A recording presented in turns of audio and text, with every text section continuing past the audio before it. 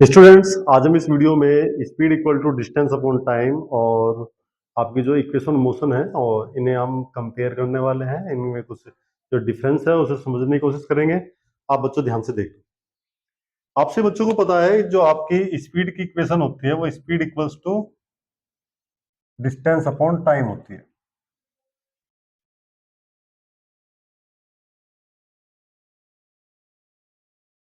Speed equal to distance upon time. Speed को हम v से डिनोट करते हैं, डिस्टेंस को आप बच्चों s से डिनोट करते हैं और टाइम को आप t से डिनोट करते हैं।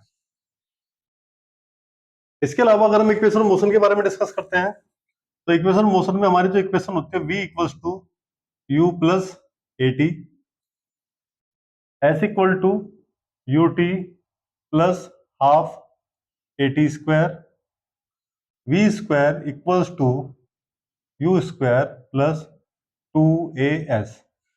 ये हमारी इक्वेशन है बच्चों। ओके, अब आप दोनों इक्वेशंस में देखिए बच्चों, आपको क्या देखने के लिए मिलता है। आपको v मिलता है देखने के लिए, यहाँ पर आपको दो v देखने के लिए मिलते हैं। यहाँ पर आपको सिंगल s देखने के लिए मिलता है, आपको सिंगल s देखने के लिए पर्टिकुलर इक्वेशन में s सिंगल देखने के लिए मिलता है और t भी आपको देखने के लिए मिलता है। तो एक्चुअली जब आप इस इक्वेशन का यूज करते हैं तो इसमें आप थर्ड इक्वेशन को यहाँ पर इग्नोर मार दीजिए क्योंकि इसमें t नहीं आ रहा है। ओके, अब बात करते हैं पर्टिकुलर इन दोनों इक्वेशन के बारे में। अब बच्चों आप यहाँ पर एक चीज देखिए कि यहाँ पर और यहाँ पर एक्सेलरेशन नहीं है और यहाँ पर एक्सेलरेशन आपको देखने के लिए मिलता है। ओके, अब आप यहाँ पर बच्चों एक काम और करिए कि अगर हम यहाँ से एक्सेलरेशन को इग्नोर मारते हैं तो इसका मतलब क्या है।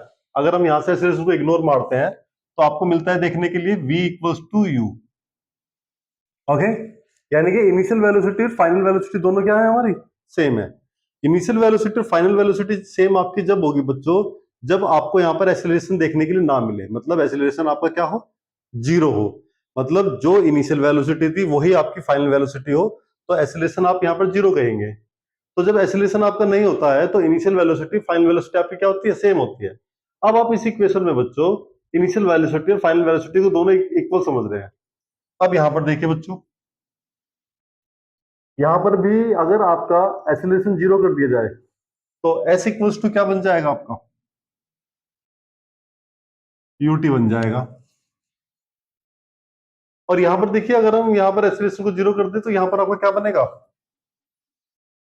v square equals to u square बनेगा।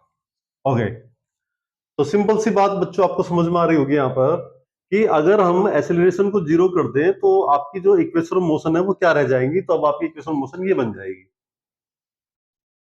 अब बच्चों अब आप इस फॉर्मूले को देखिए, speed equal to distance upon time, और आप बच्चों इस फॉर्मूले को देखिए, s equal to u plus t. आप यहां पे देख सकते हैं u किसके बराबर है, v के बराबर है, तो यानी कि आप इसे लिख सकते हैं s equal to v into t, और v आपकी क्या होगी बच्चों, s अपॉन टी। ओके, तो बच्चों आप यहां पर एक चीज देख सकते हैं कि अगर हम एक्सेलरेशन को यहां पर जीरो कंसीडर कर लें तो मुझे इक्वेशन ऑफ मोशन में ये इक्वेशन देखने के लिए मिल जाती है।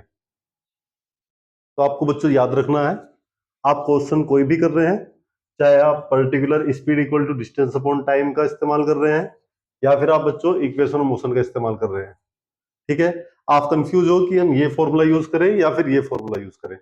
आप बच्चों दोनों तरह के फॉर्मूले यूज कर सकते हो, आप इन फॉर्मूलों का भी इस्तेमाल कर सकते हो, इन इक्वेशंस का, और आप पर्टिकुलर इस फॉर्मूले का भी इस्तेमाल कर सकते हो। बस आपको याद ये रखना होता है कि जब आप पर्टिकुलर इस तरह के क्वेश्चंस करते हो तो क्वेश्चन के अंदर आपको एक्सेलरेशन गिवन नहीं होता, और जब आप पर्टिकुलर इन क्वेश्चंस को करते हो बच्चों तो यहां पर आपको एक्सेलरेशन गिवन होता है। ओके, कुछ क्वेश्चन में बच्चों एक्सेलरेशन का डिस्कस होता है लेकिन एक्सेलरेशन उससे वो ये कह देता है कि हमारी इनिशियल वेलोसिटी फाइनल वेलोसिटी हमारी क्या है, सेम है। तब उस केस में आप चाहे इक्वेशन ऑफ मोशन का इस्तेमाल कर लीजिए या फिर अगर आपने क्वेश्चन की प्रैक्टिस करी हुई है और आपको पता हुआ है कि अगर इनिशियल और फाइनल वेलोसिटी दोनों सेम है तो आप पर्टिकुलर इस तरफ ना जाकर बच्चों आप डायरेक्टली इस फॉर्मूले का इस्तेमाल कर सकते हो और आपको बच्चों वैल्यू आ जाएगी। ओके स्टूडेंट्स, आज की वीडियो यहीं ओवर करते हैं।